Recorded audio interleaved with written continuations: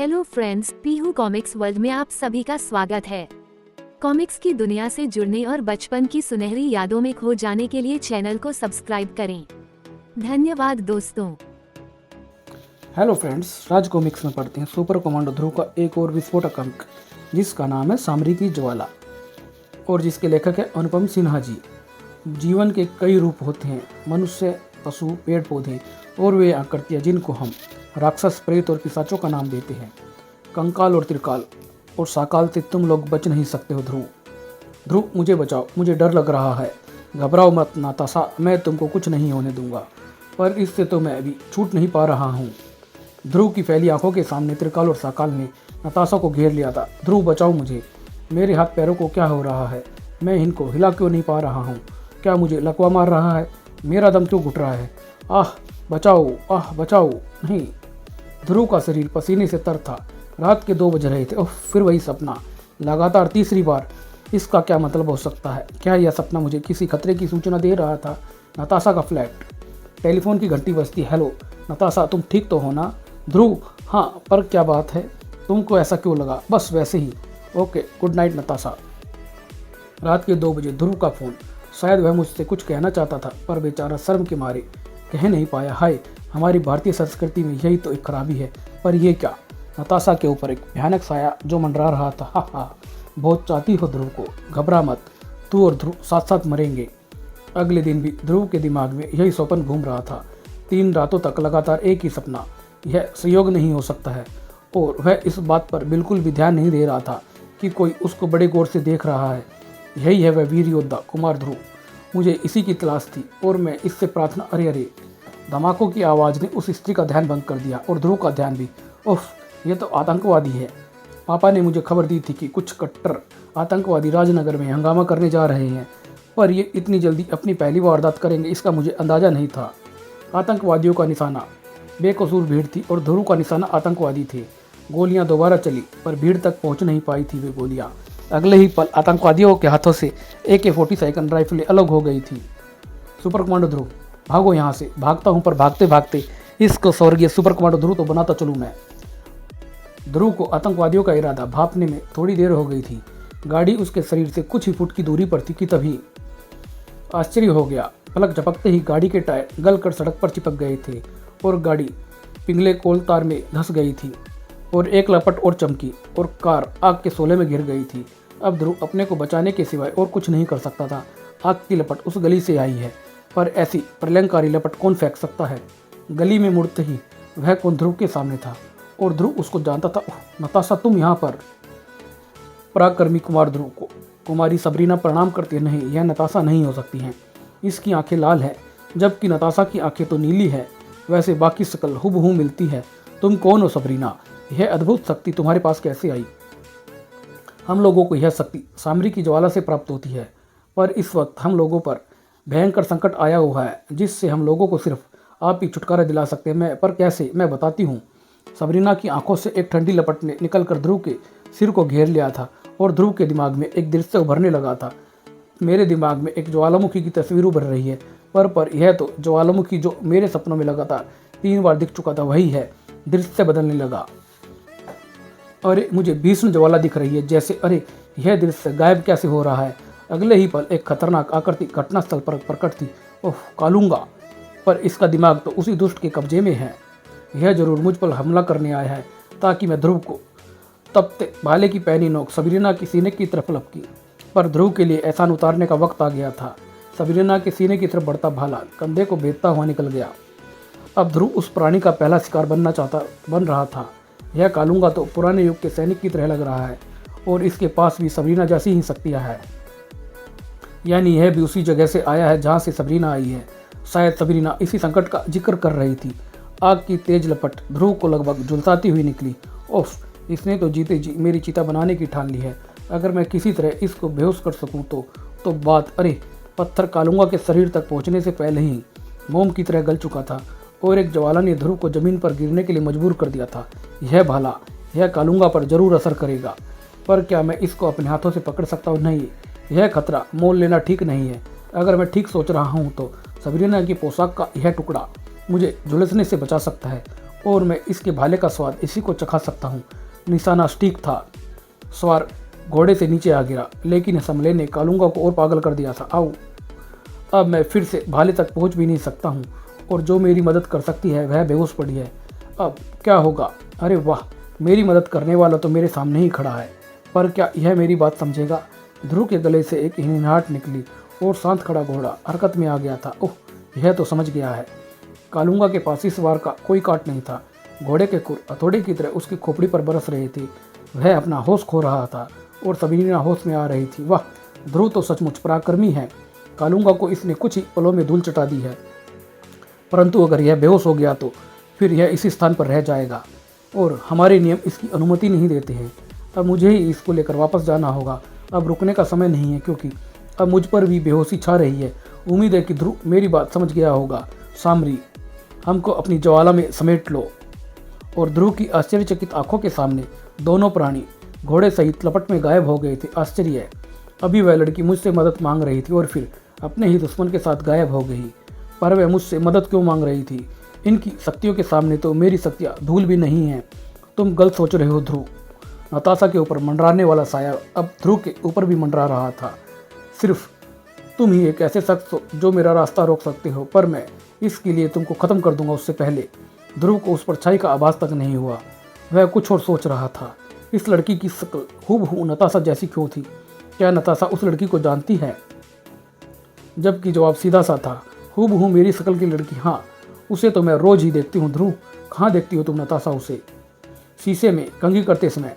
मजाक छोड़ो नताशा, यह सीरियस मामला है, और मैं सोच रही थी कि तुम मुझे डिनर पर इनवाइट करने आए हो। वैसे हॉलीडे इन का डिनर बहुत बढ़िया होता है। वहाँ किसी हॉलीडे पर ही चलेंगे। अभी तो सारे वर्किंग डे हैं। अच्छा, मैं चलता हूँ नताशा। एक मिनट ध्रुव, मैं अभी आई। बैड लक ध्रुव, अभी तो डिनर एकदम कैंसिल। कल हमको दक्षिण प्रशांत महासागर की सैर पर जाना है। क्यों, कोई खास बात? एक वीरान द्वीप के ज्वालामुखी से धुआं निकल रहा है। गिनीज बुक के अनुसार यह संसार का सबसे बड़ा ज्वालामुखी है। वैसे तो ऐसे एक्साइटमेंट पर कोई और जाता है, पर इस बार ना जाने क्यों। मेरा एडिटर मुझे सुन रहे हो या नहीं सुन रहे हो ध्रुव? ज्वालामुखी, फिर ज्वालामुखी। लगता है कि सपना सच होने जा रहा है। मैं नताशा को अकेले नहीं जाने दे सकता। सुनो नताशा, मैं भी तुम्हारे साथ चलूँगा। शौक से चलो, पर क्यों? ऐसे मामूली खतरों से तो मैं रोज ही निपट सकती हूँ। बहस नहीं, जो कहता हूँ सुनो और मानो। ओके बॉस, कल सुबह 5 बजे चलना है। मैं आ जाऊँगा। और किसी गुप्त स्थान पर। यह तो बुरी तरह घायल हो गई है, खून बहुत बह रहा है। इसका जल्दी होश में आ पाना मुश्किल है। यह आप क्या कह रहे हैं धनवंतरी जी? हाँ, पर इनके बगैर तो हम शासकहीन हो जाएंगे। सिर्फ वही राजदंड उठाकर सामरी को हुक्म दे सकती है, जिसकी रगों में राशि खून हो। देवता सब ठीक करेंगे। अभी तो हमारी सारी आशाएं सामरी पर टिकी है। सिर्फ वही उस दुष्ट के षड्यंत्र को विफल कर सकता है। पर इस वक्त सामरी है कहाँ पर? सामरी, महायोद्धा सामरी, जिसके हाथ में शक्ति थी अमर ज्वाला की, सामरी की ज्वाला की। अब तू मेरा रास्ता रोकेगा गर्जक? यानी ज्वाला लोक के सर्वश्रेष्ठ योद्धा के दिमाग को भी उस दुष्ट के वश में कर लिया है। उफ, यही समझ सामरी। अब ज्वाला पर मुझे अधिकार दे दे। तू गर्जक के मुंह से तू बोल रहा है नर्क के शैतान। सामरी तेरे मंसूबों को कभी कामयाब नहीं होने देगा। संभल कर सामरी, तेरे वार से गर्जक के शरीर को ही नुकसान पहुंचेगा, मुझे नहीं पहुंचेगा। तेरे जैसे कीड़ों को मसलने के लिए मुझे ज्वाला की जरूरत नहीं है।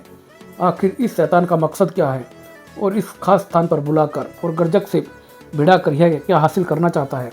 कुछ भी हो, पर इस वक्त मेरा एक ही ध्येय है, गर्जक को बेहोश करने का। क्योंकि उसके बाद बगैर ज्वाला के गर्जक को शिकस्त देना आसान नहीं था। एक तरफ अगर सामरी के पास युद्ध कला का वर्षों का अनुभव था, तो दूसरी तरफ गर्जक के पास जवानी की शक्ति का जोश था। और इस वक्त उसके दिमाग में जो पागलपन सवार था, उसने उसकी ताकत को कई गुना बढ़ाकर रख दिया था।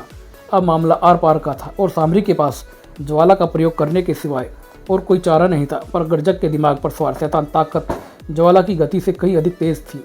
एक तेज कड़कड़ाहट के साथ विशालकाय चट्टान टुकड़ों में बिखर गई थी। एक गुफा का द्वार खुल गया और शैतानी ताकत का काम हो चुका था। देखते ही देखते शैतानी ताकतें आज़ाद हो गई थी। अब उसको गर्जक के शरीर से कोई काम नहीं था। सामरी को पल भर में सारा खेल समझ में आ गया था। मुझे यहाँ बुलाने का मकसद इस चट्टान को हटाकर अपने शैतानों को आज़ाद कराना था, जो इस गुफा में जाने कब से कैद थे, और इस चट्टान को सिर्फ मेरी ज्वाला ही हटा सकती थी। पर मैं इनको भागने नहीं दूंगा। जो गलती मैंने की है उसे मैं ही सुधारूंगा। दूसरी तरफ ध्रुव और नताशा को लेकर हेलीकॉप्टर ज्वालामुखी तक पहुंच चुका था। मैं अपने कैमरे में रील चेक, अरे अरे यह क्या है ध्रुव। हेलीकॉप्टर के सामने एक धुएं का टुकड़ा तैर रहा था जो धीरे धीरे एक आकृति का रूप ले रहा था जिसको ध्रुव पहचानता था। उफ, चंडकाल, तुम सौर नगरी से बचकर निकल आए हो। जवाब में ध्रुव के दिमाग में एक आवाज़ गूंजी, मैं कहाँ निकला हूँ ध्रुव, मेरा शरीर तो अभी भी सौर नगरी में कैद है। दरअसल सौर नगरी वालों ने मेरे शरीर के साथ साथ मेरे दिमाग को भी कैद कर रखा था।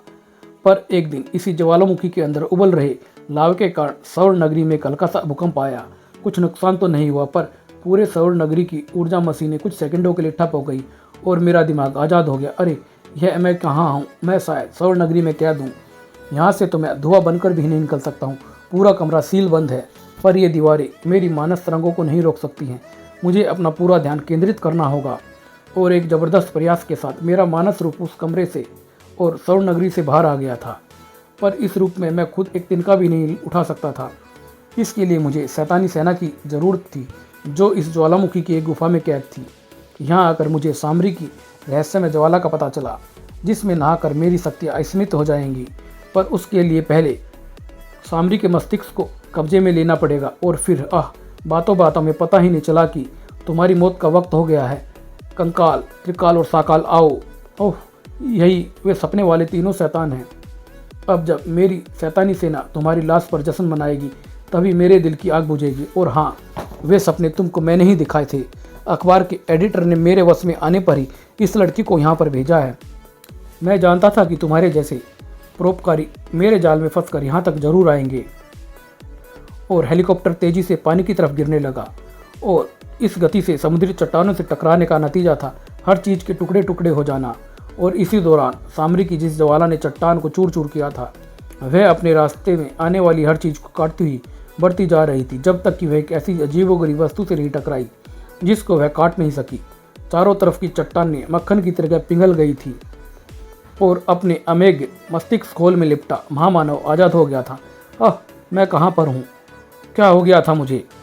200 करोड़ साल की उम्र वाला और विनाशकारी मानसिक शक्ति का स्वामी महामानव दुनिया को एक बार फिर हिला देने के लिए खड़ा हो चुका था। अब मुझे याद आ रहा है, मैं ध्रुव प्रदेश के एक मृत ज्वालामुखी में बेहोश पड़ा था क्योंकि मुझे जरा सी गर्मी बर्दाश्त नहीं होती थी। तीनों मानवों ने मुझे आज़ाद कर दिया था पर मेरे साथ साथ एक डायनासोर भी आज़ाद हो गया था जिसने उन तीनों मानवों को ख़त्म कर दिया था। फिर एक लड़के ने चमत्कारी ढंग से उस डायनासोर को हरा दिया था। मैंने उस लड़के, हाँ मुझे याद आया उसका नाम, ध्रुव। और मैंने ध्रुव को अपने जन्म की पूरी कहानी सुनाई थी और फिर मैंने उसको अपना संदेश लेकर दुनिया वालों के पास भेजा था कि वे दुनिया को मेरे हवाले कर दे। पर एक नादान इंसान ने मेरा अपहरण करके मुझे गुलाम बनाने की कोशिश की थी और मेरे क्रोध ने पूरी दुनिया में कहर मचा दिया था। दुनिया वालों ने मेरे सामने घुटने टेक दिए थे पर ध्रुव को संदेश लेकर मेरे पास वापस भेजा। पर ध्रुव मेरी गर्मी बर्दाश्त न कर पाने वाली कमजोरी भाप गया था। पर इससे पहले कि वह कोई चाल पर चल पाता मैंने उसे मानसिक बंधनों में कैद कर दिया था। फिर एक तरफ से कुछ मिसालें मेरी तरफ आने लगी, फिर मैंने उनको वापस मानवों की बस्ती की तरफ मोड़ दिया था। मज़ा आने ही वाला था पर फिर ना जाने क्या हुआ। ज्वालामुखी का लावा ऊपर बढ़ने लगा, गर्मी भी बढ़ने लगी और मुझ पर बेहोशी छाने लगी। मुझे सिर्फ इतना याद है कि बेहोश होने से पहले मैंने अपने आप को मानसिक ऊर्जा के कवच में सुरक्षित कर लिया था। शायद ज्वालामुखी में गिरने के बाद मैं लावे के साथ अंदर ही अंदर बहता हुआ यहाँ पर आकर अटक गया था।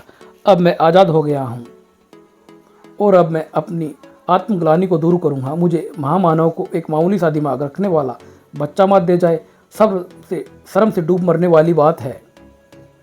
मैं अभी अपनी मानसिक किरणों के जाल को फैलाकर पता लगाता हूँ कि ध्रुव कहाँ पर है। ध्रुव जहाँ पर भी था इस वक्त गहरी मुसीबत में था। नताशा बेहोश हो गई है और मेरे पास भी कुछ सेकंडों का समय है। एक भी चूक की कीमत हम दोनों की जान होगी। इस घटनाक्रम को कोई और भी देख रहा था। आश्चर्य, हाँ यह तो हूबहू कुमारी सबरीना की शक्ल है। कुछ रहस्य जरूर है, यह संयोग नहीं हो सकता है। हमें इसको यहाँ पर लाना होगा। असलियत जाननी बहुत ज़रूरी है। यह होनी ही की बात थी कि वे लोग ध्रुव की शक्ल नहीं देख पाए थे। रस्सी की सीढ़ी का दूसरा सिरा चट्टान में आ टकराया और ध्रुव ने नताशा को बाहों में उठाकर उस पर छलांग लगा दी और उसी पल कंकाल का हाथ लहराया। रस्सी जैसे किसी तेज चाकू से कट गई हो। नताशा ध्रुव के हाथ से छूट गई। उफ, अगर यह नीचे चट्टानों से टकरा गई तो अरे तो बचना असंभव है। अरे ये क्या, और ये क्या, नताशा गायब। पर सोचने का समय नहीं था। चट्टानों से भरी पानी की सतह अब कुछ ही दूरी पर थी। बचने का रास्ता था सदी हुई कलाबाजी के साथ एक सदी हुई ड्राइव, ताकि शरीर चट्टानों के बीच से होता हुआ तीर की तरह पानी को चीर कर अंदर जा घुसे। और पानी में सांस लेना ध्रुव के लिए हवा में सांस लेने जैसा ही था। परंतु उफ, मेरा दम घुट रहा है। यहाँ के पानी में कुछ अजीब से रसायन घुले हुए हैं। तभी आसपास कोई समुद्री जीव जंतु नजर नहीं आ रहा है।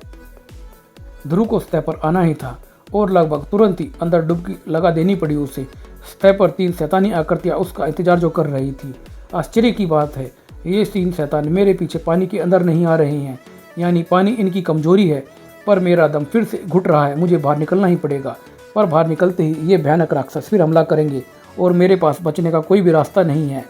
पर चंडकाल की शैतानी सेना ने अनजाने में ही ध्रुव की मदद कर दी थी, क्योंकि इस दौरान महामानव की मानसिक तरंगे उस इलाके की छानबीन कर आगे निकल चुकी थी। उफ, मैंने पूरी पृथ्वी को छान डाला है, पर उस लड़के का कहीं पता नहीं चला है। आखिर वह गया कहाँ पर है। खैर, सबसे पहले बाहर निकलना चाहिए, वरना गर्मी फिर से मुझे बेहोश कर देगी। महामानव बाहर निकला और शैतानों की तलाश में घूम रहा सामरी जड़वत सा रह गया था उसे देखकर। उसी गुफा से एक प्राणी और निकल रहा था। यह क्या है? ऐसा प्राणी तो पहले मैंने कभी नहीं देखा। शक्ल से तो यह उन शैतानों का ही साथी लग रहा है, पर अब यह मुझसे बचकर नहीं जा पाएगा। सामरी का त्रिशूल दहक उठा। महामानव की एक कमजोरी थी गर्मी, और उसको हमले की उम्मीद भी नहीं थी। उसने अपने आप को मानसिक ऊर्जा के कवच से ढकना चाहा, पर पूरी तरह से ढक पाने से पहले ही लपट उससे टकरा चुकी थी। चीख कर महामानव चट्टानों पर आ गिरा। एक ही बार में ठंडा हो गया चंडकाल का शैतान।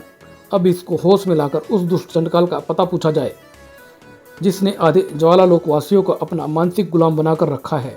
पर महामानव को वार पूरी तरह नहीं लगा था और उसको पहले ही होश आ गया था। एक तेज मानसिक वार से सामरी दूर जा गिरा।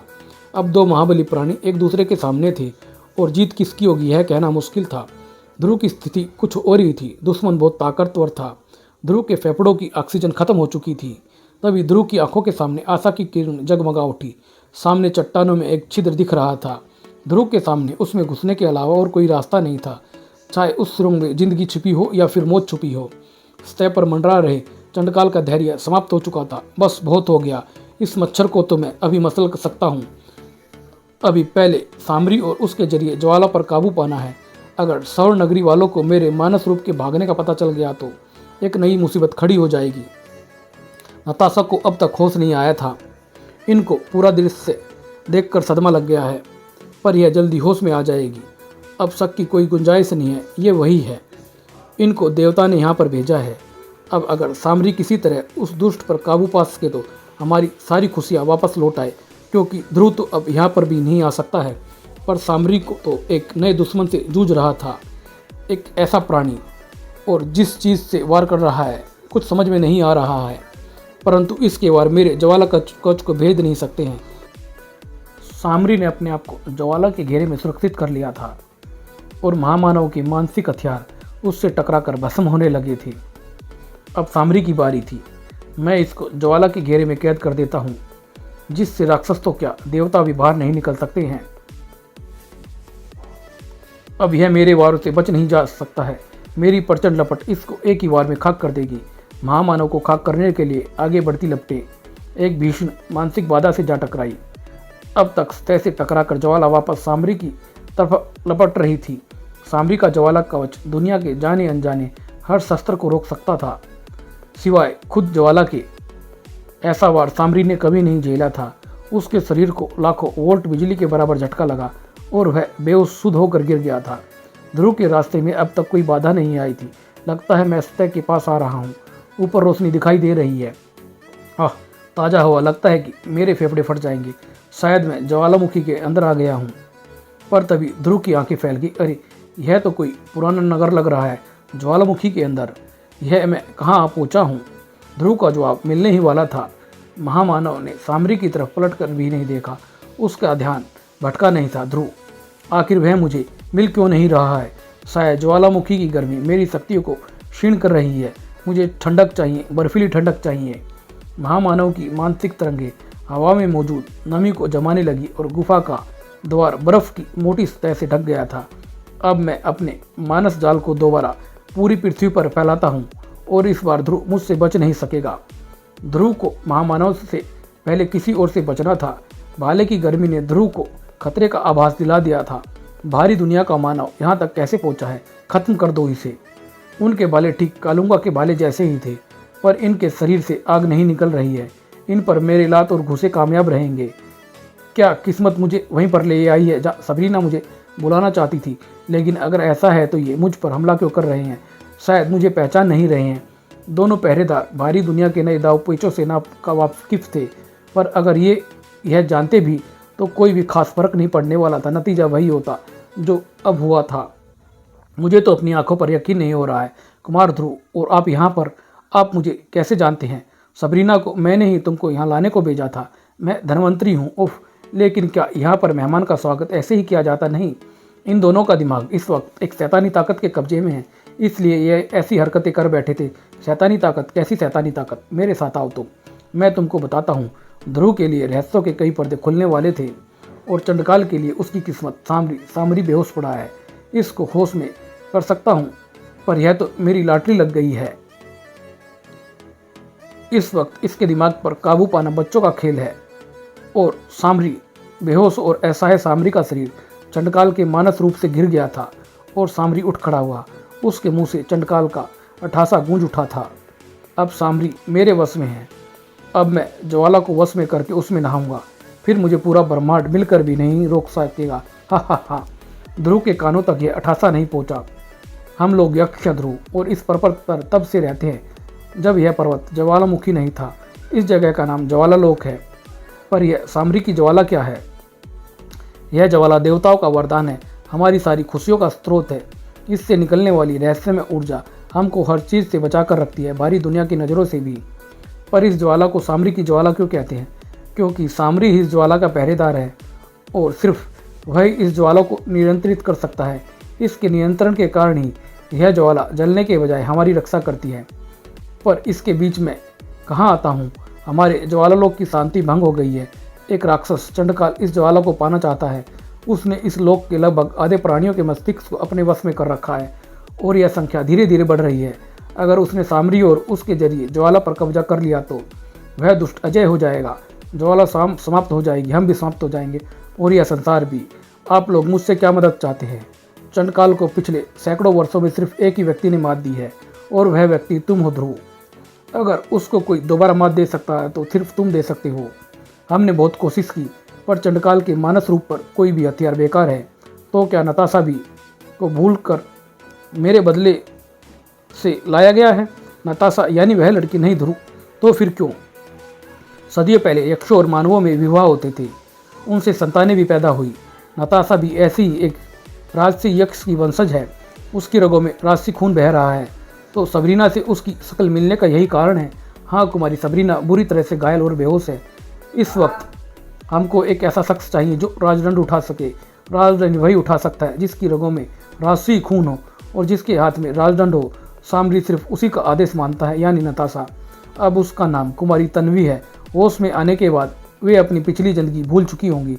उनको सिर्फ यही याद रहेगा कि वे यक्षों की राजकुमारी। तभी ध्रुव चीख उठा। उसके मस्तिष्क में जैसे एक बम फट पड़ा हो। महामानव ने ध्रुव को ढूंढ लिया था। जिसको मैं पूरी दुनिया में तलाश कर रहा था वह तो मेरे बगल में ही मौजूद था। ना जाने एकाएक मुझे क्या हो गया है। अपने आप को संभालो ध्रुव, इस समय हमको तुम्हारी ज़रूरत है। मैं तैयार हूँ, पर मेरी एक शर्त है। नताशा को फिर पहले जैसा। ध्रुव को अपने पैरों के नीचे की धरती कांपती हुई लगी।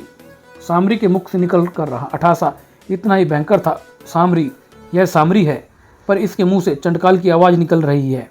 यानी उसने आखिरकार सामरी के दिमाग पर कब्जा पा ही लिया है। पर कैसे? सामरी ज्वाला की तरफ बढ़ रहा है, उसको रोको। इस वक्त सामरी को रोकने का आदेश सबरीना या तन्वी ही दे सकती हैं और वे दोनों ही इस समय बेहोश पड़ी है। हम चंडकाल को ज्वाला में नहाने से नहीं रोक सकते हैं, कुछ देर के लिए तो रोक ही सकते हैं धनवंतरी जी। ध्रुव ने अंदाज़ा लगा लिया था कि सामरी का अगला कदम कहाँ पड़ेगा और उसका अंदाज़ा सही था। सुपर कमांडो ध्रुव, तुमने तो दूर जाती मौत को आवाज़ देकर बुला लिया है। अब पहले मैं तेरे गरम गरम खून से नहाऊंगा और उसके बाद ज्वाला से आग की लपट ध्रुव की तरफ लपकी। पर ध्रुव तो गोली की रफ्तार को भी मात दे सकता था। लपट ध्रुव के बगल से होती हुई चट्टान में ऐसे घुस गई जैसे गर्म मक्खन में गर्मा गर्म चाकू। ज्वाला समुद्र से टकराई क्योंकि घाटी समुद्री सतह से नीचे बनी हुई थी। चट्टानों को गलाकर सुरंग बनती हुई, सुरंग से पहले भाप निकलकर घाटी में छा गई थी और फिर समुद्र के पानी की एक मोटी धार भीषण गति से अंदर गिरने लगी। सामरिक के मुख से चंडाल की चीख निकली, यह क्या, सारी घाटी पानी से भर जाएगी और ज्वाला बुझ जाएगी।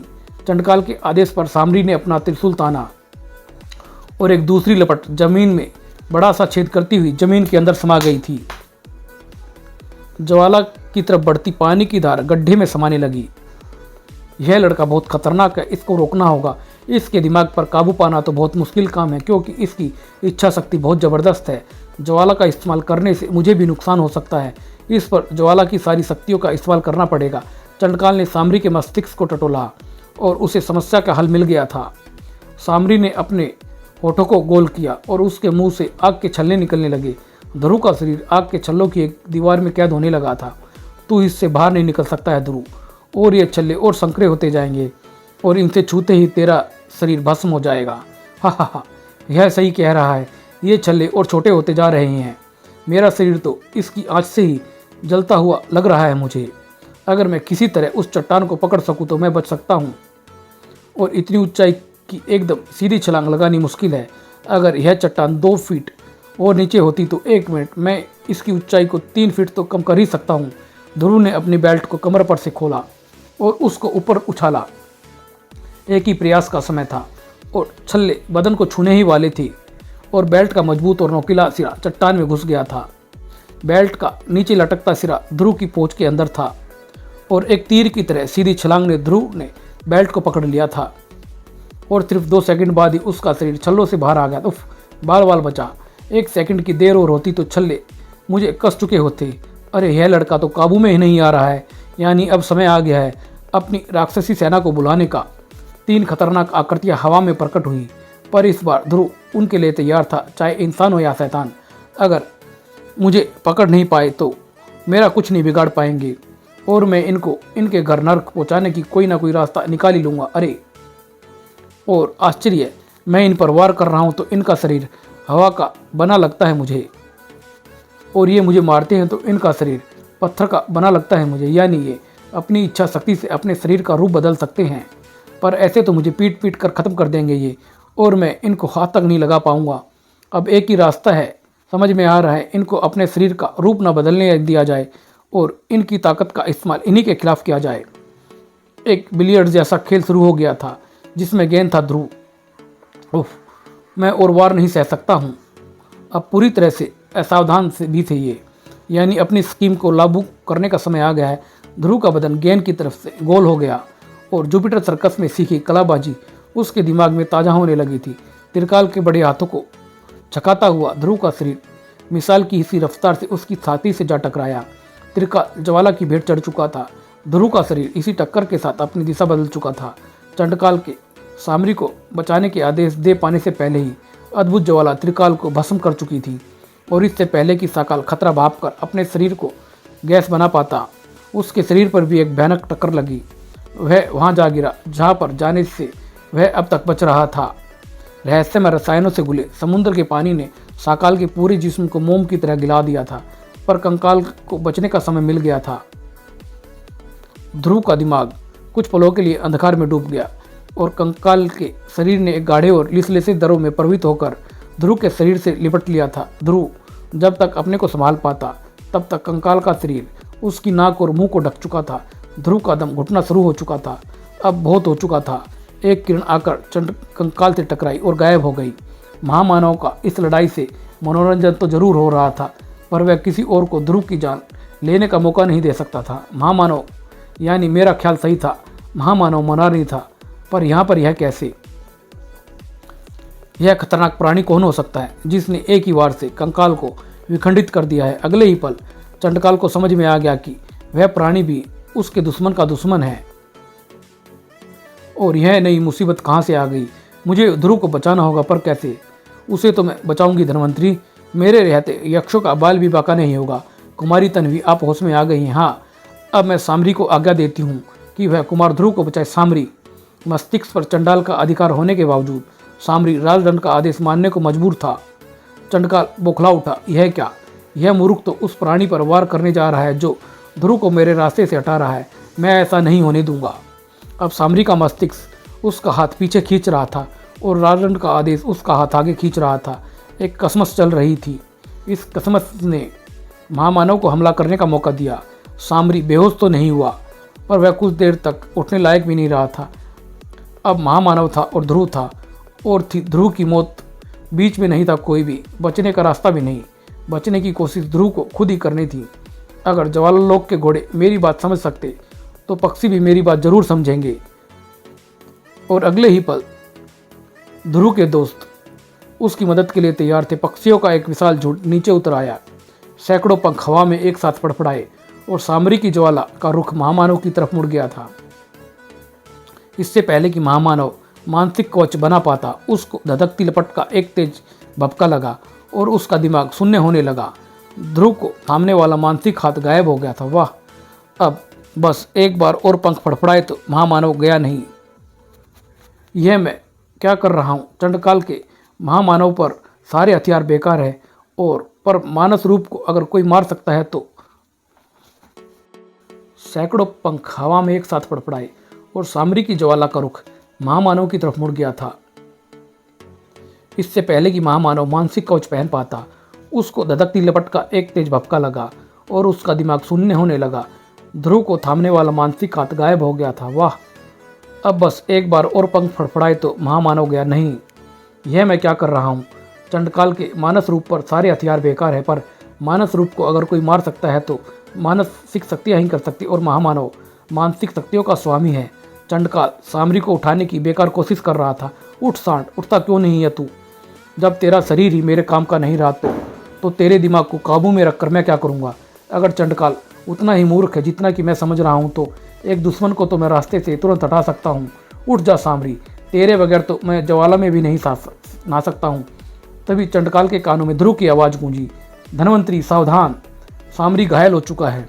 अब चंडकाल महामानव के दिमाग पर कब्जा करने की कोशिश करेगा, और उसने अगर ऐसा कर लिया तो उसे ज्वाला में नहाने की ज़रूरत नहीं होगी।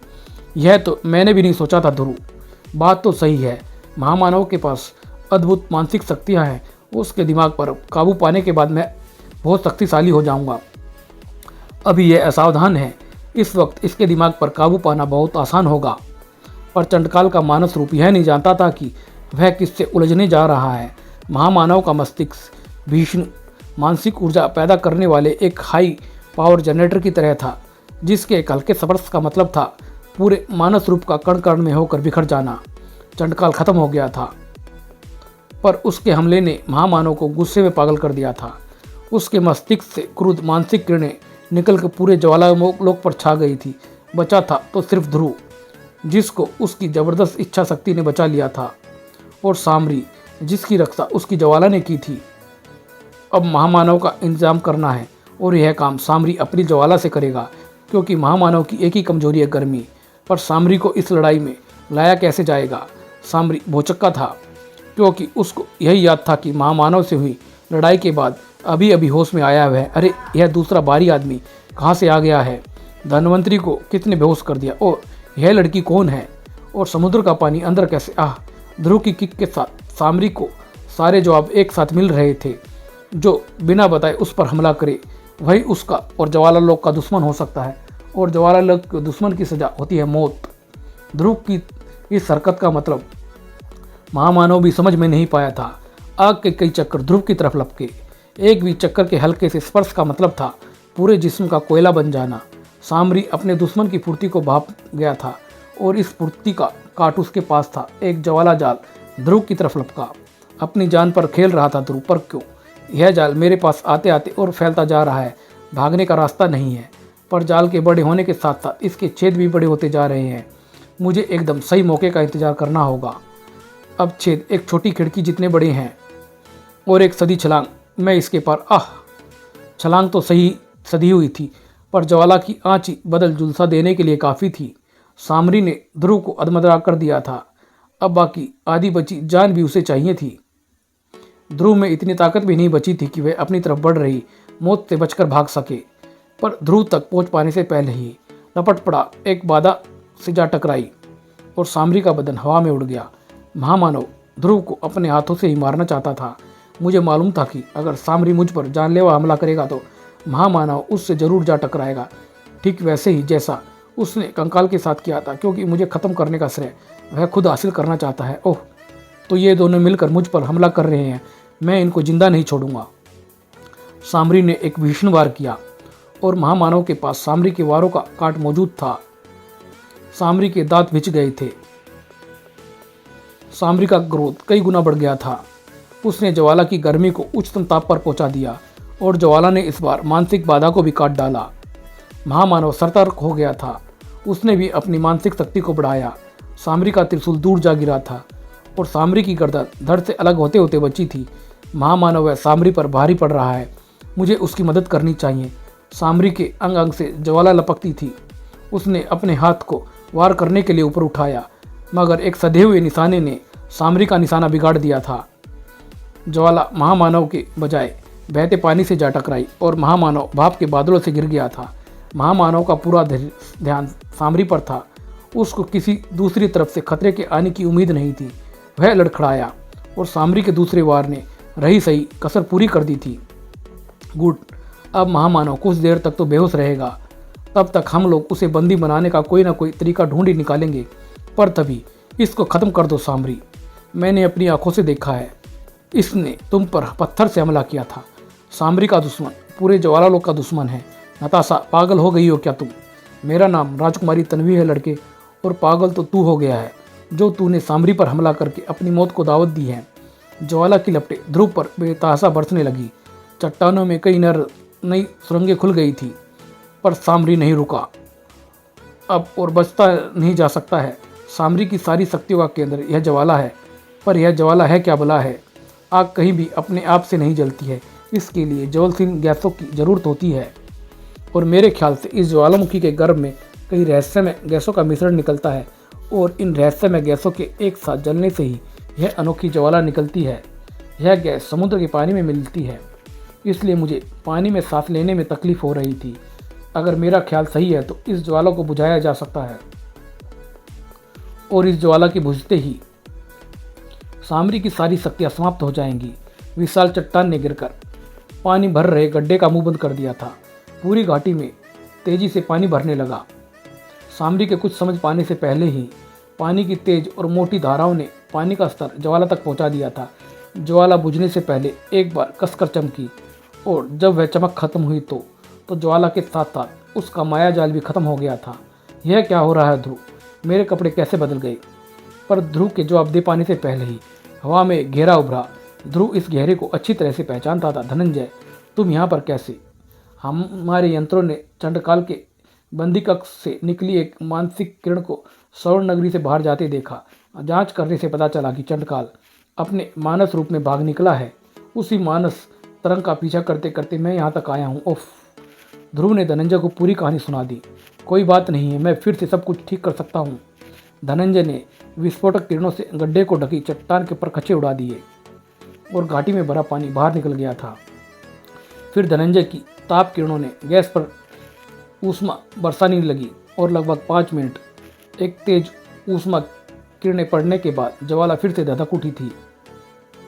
धन्यवाद श्रीमान, इन छेदों को हम खुद बंद कर लेंगे और महामानव का भी इंतजाम कर लेंगे, पर आपकी सहायता के लिए आपका फिर से धन्यवाद। यह क्या हो रहा है ध्रुव? तुम्हारे न्यूज़पेपर के लिए रिपोर्ट तैयार हो रही है। कुमारी तन्वी, भांग खाकर आए हो क्या? मेरा नाम तक भूल गए हो तुम? ज्वाला के बुझने से इन पर से हमारा प्रभाव जाता रहा है ध्रुव।